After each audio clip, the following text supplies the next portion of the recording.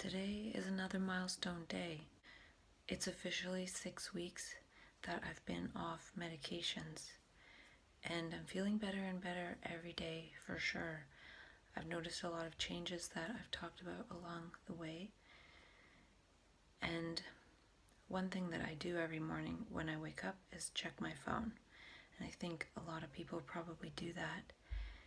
And I had an email notification about tweets of people I follow or something, and a lot of them are mental health related. And I got one tweet that just seemed to really fire me up, and I usually don't get fired up too much, but for some reason this one really hit me. And probably because also a friend of mine was just released from the hospital yesterday and is totally drugged up and everything and doesn't want to be on medications at all. And the tweet was from the BC Schizophrenia Society, and the title is "More Good Reasons About Why #Medication is Key in a Full Mental Illness Treatment Plan. Smash the Stigma." And the tweet links to an article on themighty.com called 18 Messages for People Who View Medicating Mental Illness as a Weakness. And it's by Sarah Schuster, and it says, "Going on medication for any health concern or condition is not a decision to take lightly. Going on medication for mental illness, however, is a decision often muddled with stigma and guilt. For those who think they can push through the symptoms of mental illness, taking medication might feel like giving in." And then it goes on to say,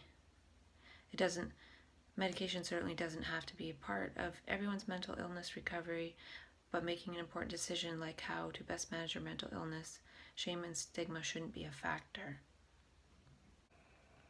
So something I'd like to say about the first paragraph is making the decision to go on medication is often blah blah blah, stigma and guilt. I feel most people who get labeled with something like schizophrenia or bipolar don't make the decision. They're just forcibly medicated. So this is more about making a decision to stay on the medication, because oftentimes, I don't know what the percentage of people would be, but it's not like we walk into a doctor's office and say, "I'm seeing things, can you help me make a decision about going on medication?" No, it's usually being hauled into a psych ward and forcibly given pills, and if we're not willing to take them, we're forcibly injected. So this makes it sound all like rosy and stuff, and that was not my experience. I was put on them forcibly against my will. And then medication doesn't certainly need to be a part of everyone's mental illness recovery. It makes it sound like it's a decision that we actually make. It's not really, we're just sort of put on them. And it says shame and stigma shouldn't be a factor. It's acting like that's the biggest factor, when the biggest factor is the side effects. And the side effects aren't just like, oh, my nose is a bit runny. It's massive weight gain, total dullness, total flatness. Sometimes feeling like one wants to kill oneself actually gets way worse, not better. I've experienced akathisia on 2 occasions where I basically feel like I'm just gonna run and kill myself, and I don't even want to. It's beyond my control. And it's not a fun thing. So they just act like shame and stigma are the biggest things. Most people don't decide or not decide based on shame and stigma. It's they get put on it forcibly in the case of, say, schizophrenia and bipolar. And then it's the side effects, not shame and stigma, that makes us want to quit them. If it actually didn't have side effects and made us just feel better, I don't think we would give a shit about shame and stigma. We would just feel better, but it's not that simple. And then they say, to better understand the issue, we asked our mighty readers what they would say to someone who's hesitant to take medication for mental health. Keep in mind the below is based on each person's personal experience. If you are considered going on or off a medication, please consult a professional. And then they give all these wonderful little metaphors from people with experience, which it's easy to find 18 people who can give wonderful little sound bites, and I have nothing against that. I actually feel like there is a time and a place for medication, and I could never say myself that medications are completely bad, because I was on medication for 6 years, and a lot of it was just fine, really. And it's not, for me, it's more being put on certain ones that I know don't work for me at all, and then the doctor just has the power in the psych ward to just do it anyways, and then it is a disaster that nearly kills me. And that scares me away from that for sure. And also, there is a time and a place. I was on it for 6 years. What bothers me too is it's mostly presented as a one-way ticket. When I was put on the medications, the very first day I talked to a doctor, they said, you will likely have to be on these the rest of your life. And I don't even know if they said likely. They might have said probably, but it was sort of like a tone saying, you pretty much have to take these forever. And to be told that on day one, that's the most unhopeful thing ever. And I don't feel like anyone should ever be told that. I don't think it should be a one-way ticket. There should be lots and lots of return trips to not having this stuff go through one's system if that's what one wants. So I'll read some of the metaphors. Having a mental illness is like walking through knee-deep snow. You can get where you're going with enough effort, but it's slow going and exhausting. Medication is like wearing snowshoes. It alone won't get you where you're going, but at least it will put you on top of the snow where you can walk with much more ease. And there might be an element of truth to that. But at the same time, when it's presented as you're always going to have to wear medication snowshoes for the rest of your life, even if no one else is wearing these snowshoes and you look different and gain weight and are hard, and it's even harder to function. I can't talk right now. It's a scary decision, a big decision, a decision I'm glad I made for myself and my son.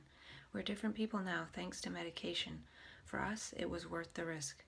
So there are elements and truth in here. It's a huge risk to take medication for sure. Medicine is there to help you, and they put help in italic letters. The stigma against it may be scary, but you deserve all the help you can get. Don't be afraid to accept help. And I don't feel we're afraid to accept help. It's just, if that's the only form of help, that's very sad and limited. If you wouldn't hesitate to take medication for a heart condition or an infection, why would you hesitate to take medication for mental illness? You don't have to suffer, so why should you? This is all just very, I don't know. Depending on your specific mental health issue, medication can mean the difference between life and death, day and night, rest and no rest. While it can also mean the difference between life and death in that some medications make us actually end our lives. And it actually makes it so life is very dull. I wouldn't be alive today without meds. The first time I started antidepressants, it took about 4 weeks, but I woke up one day and it was like the sun had risen in my mind after years of night. I could make decisions, advocate for myself, and I was still in every way me. Now this provides a clue to these quotes here are more about people who consciously walked into a doctor's office and decided to take antidepressants. And there's nothing wrong with that. That's perfectly fine. But they're not covering how most people who have a bipolar disorder diagnosis don't have that free will to choose. Medication can level the playing field so you can get in the game of life. Then therapy gives you the tools to play. Now this provides another lovely clue. Maybe we don't want to play the game of life as it's structured. Maybe it's very mechanical. Maybe we've been educated to think that's what life is. And then this creative energy comes in and shows us something different. And it reacquaints us with what the energy was like to be a child. And as children, we have this creative energy, and it gets conditioned out of us very slowly over time.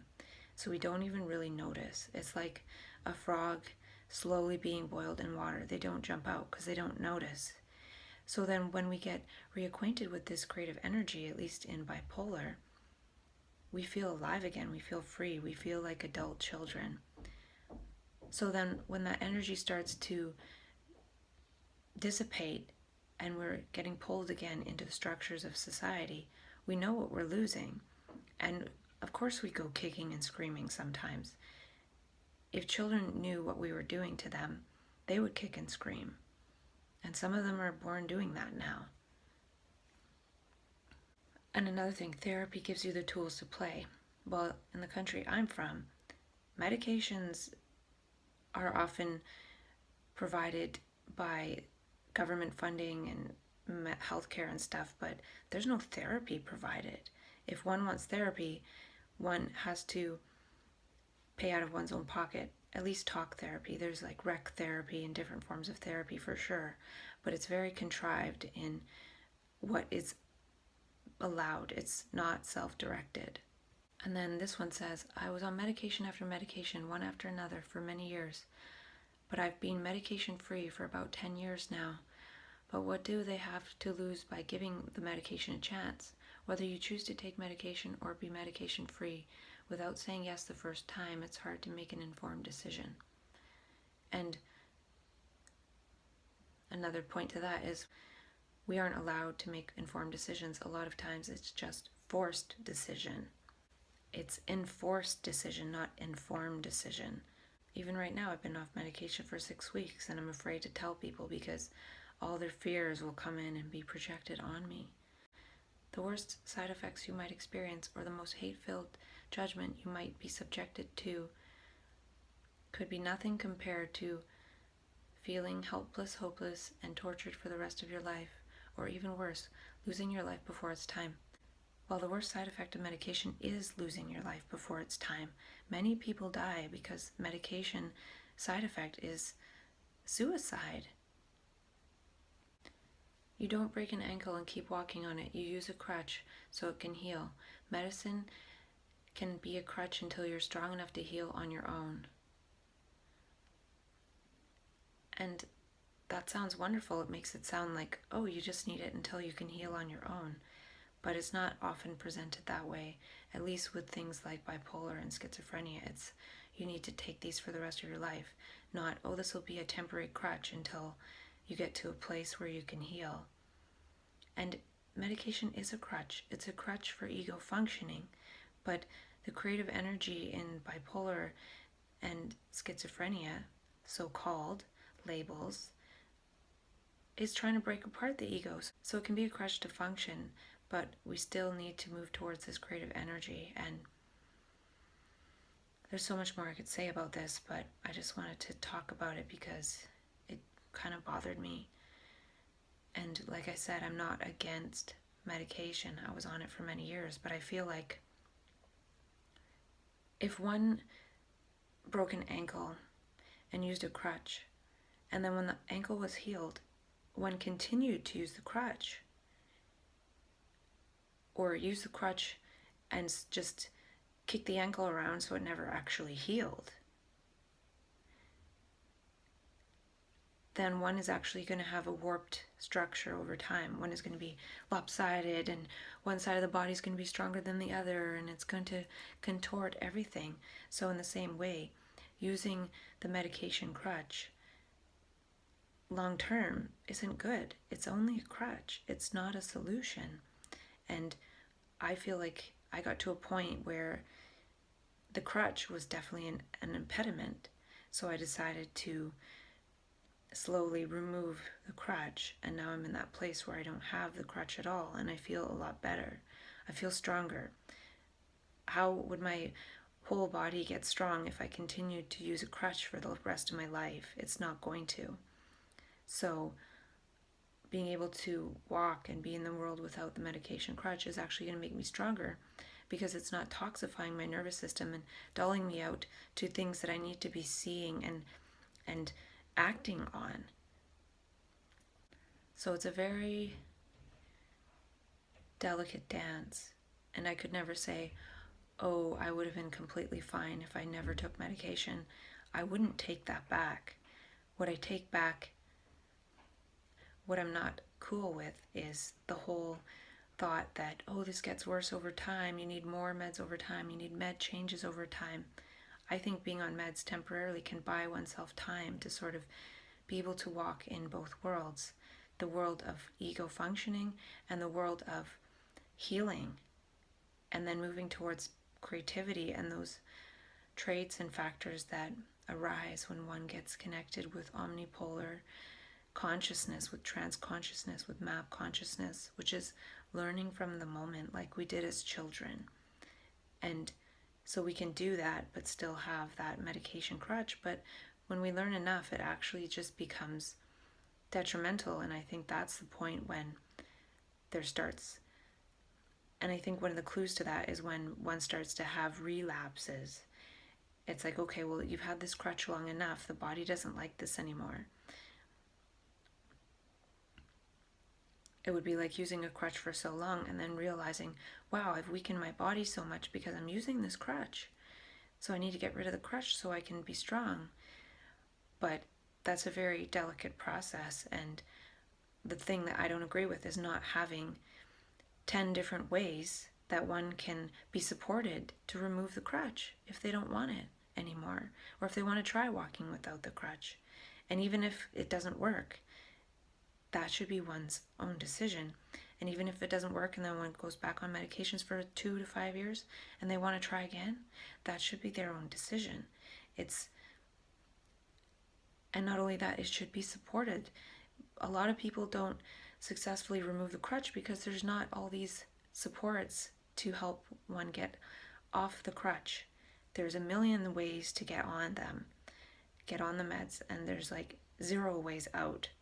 So I just don't like the one-way street, that's all. I'm not against them at all.